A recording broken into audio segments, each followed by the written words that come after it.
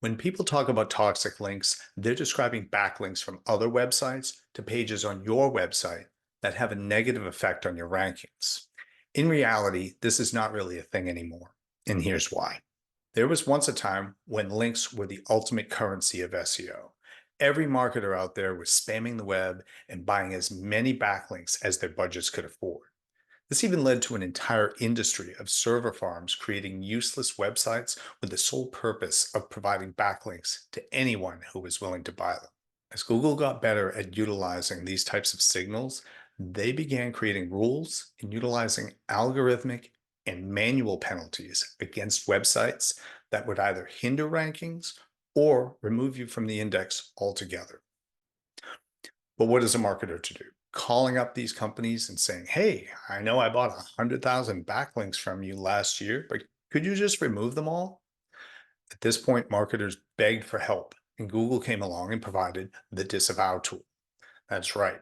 If you have tried unsuccessfully to have these backlinks removed from the web, here was a solution. And these are the two ways that marketers previously addressed toxic backlinks, either convincing websites to remove those backlinks or adding the links or even an entire domain to the disavow file. Now, around 2016, though, Google launched a major improvement to their Penguin algorithm. And this began the process of attributing little to no value to spammy, low quality links. For the most part, this should have been the beginning of the end of most of the discussion around toxic links. And yet, habits and misguided blog posts still remain. Now, these are actual examples I myself have heard in the last few years and still do from time to time. Got a no follow link? Disavow. Get a link from a website that just doesn't look professional enough? Disavow that.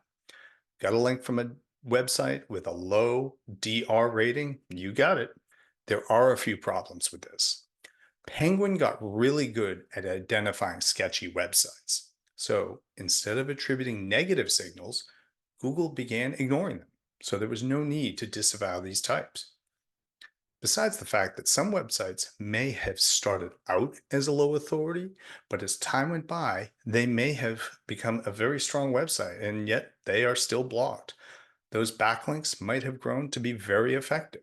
Also, when these server farms stopped seeing a booming industry in selling links, these domains became available. A small percentage even went on to create quality websites. And there your disavow file sits, still blocking all of these websites, some up for a decade without anyone even realizing it. As a side note, have someone take a look at your disavow file. Now, back to toxic links. Google has had a lot to say about backlinks and disavow files over the last few years. Last year at a PubCon event, many from Twitter SEO were shouting out that during a Q&A with Gary Ilyash, he made a reply that it's often enough that if it were me, I'd remove the disavow tool. If you don't know what you're doing, you can shoot yourself in the foot. Even John Mueller, as recently as 2023, said it succinctly.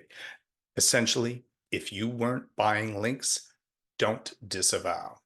And you can judge the quality of your backlinks all day long. But for the most part, they are unlikely to hurt your rankings.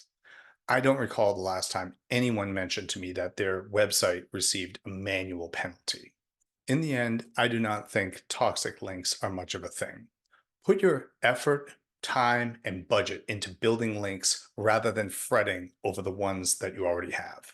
I look forward to hearing from you in the comments.